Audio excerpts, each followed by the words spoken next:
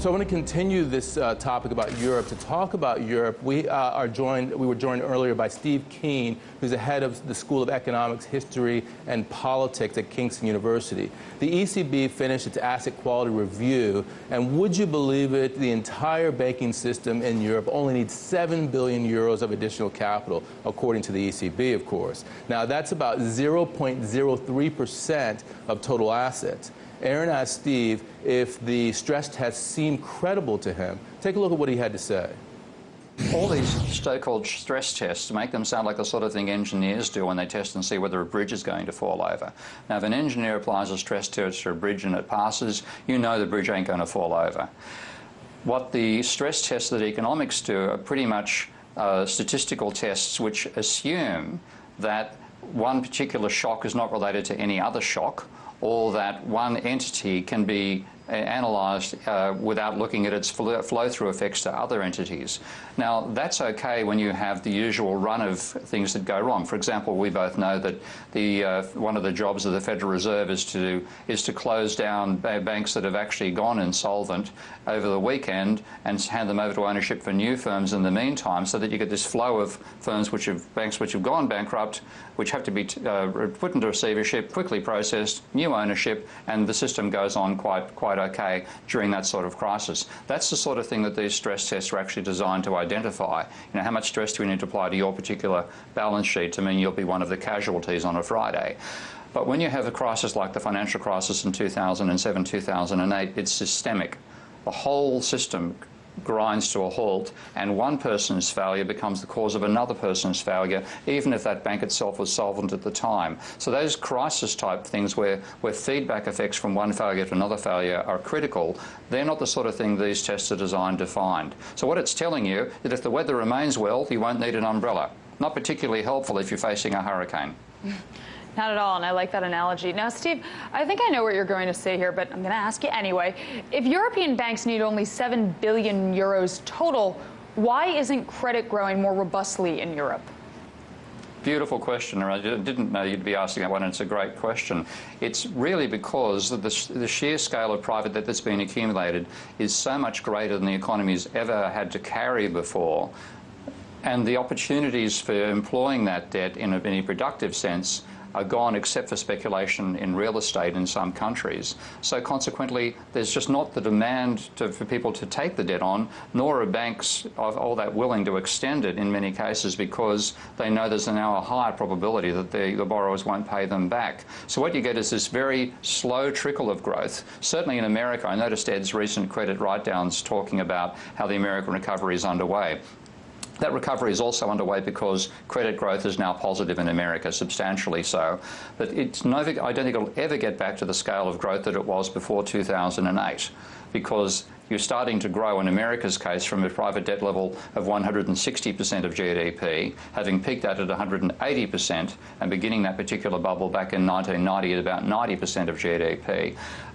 When you're starting from 160%, you haven't got that much headroom. It's like trying to climb in the Himalayas. There's not much more mountain to get up there, and you're starting to run out of oxygen already. The same thing applies in Spain, where I've seen that, like, they're worrying about the level of government debt in Spain. Government debt in Spain has risen from about 50 or 60% of GDP to about 90%, but it's still about 70% below the level of private debt.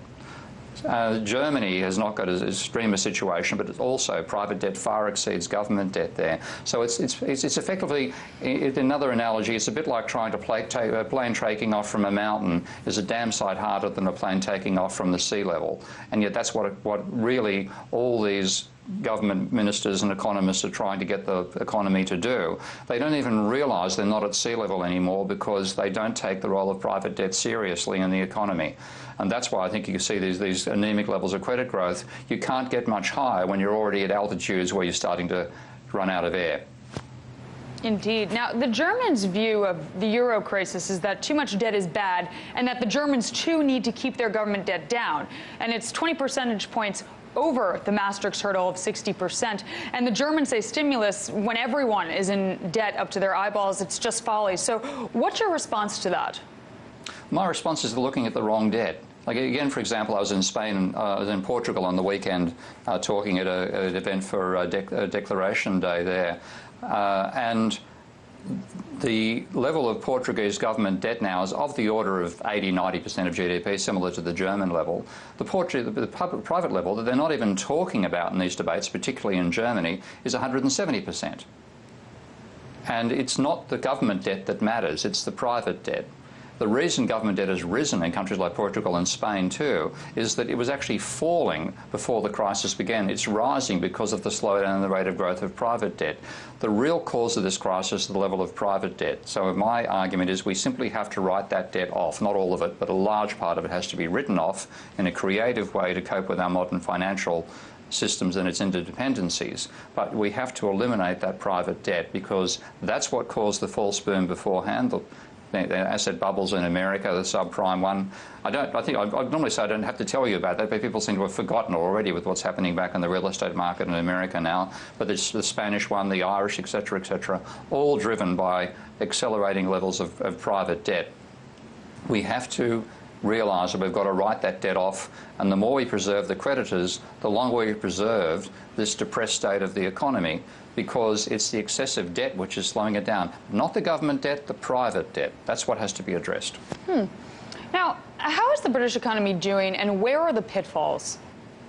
Well, again, the British economy, I think, was revived largely by what they call the Help to Buy scheme, which was money given to first home buyers. I renamed it the Help to Sell scheme because, like all these schemes, what it does is gives people who can't afford to get into the market because of the sheer scale of level of debt an additional deposit which lets them get into the market, and then the banks in the response to that also start cutting back their requirements for deposits, so you get a larger amplifier of the deposit into the final price. I've just recently walked past a sign over here saying, "Why rent when you can buy a house with a 5% deposit?" And what that means is you put in $50,000, that's £50,000 over here, pardon me, the bank will lend you £950,000. And you buy the house with that price, therefore you drive the house prices up to £1 million.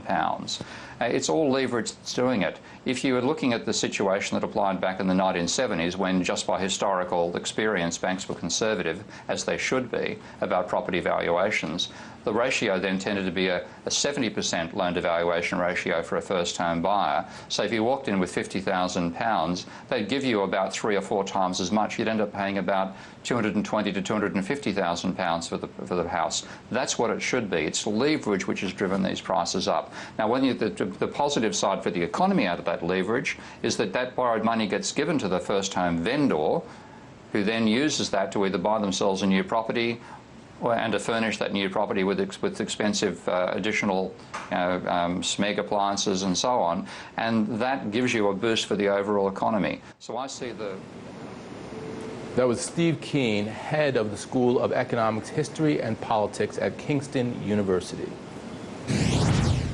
Time now for a quick break, but stick around because when we return, Carl Denninger, blogger and at Market Ticker, talks to us about U.S. monetary policy. And in today's Defining Moments, we have some of the heavy hitters from the past week: Axel Merck, Nick Rowe, David Merkel, and our own Lindsay France. Now remember, you can see all the segments featured in today's show at YouTube, at youtube.com/boombustrt, and at hulu.com/boom-bust. As we go to the break, here are the closing numbers at the bell.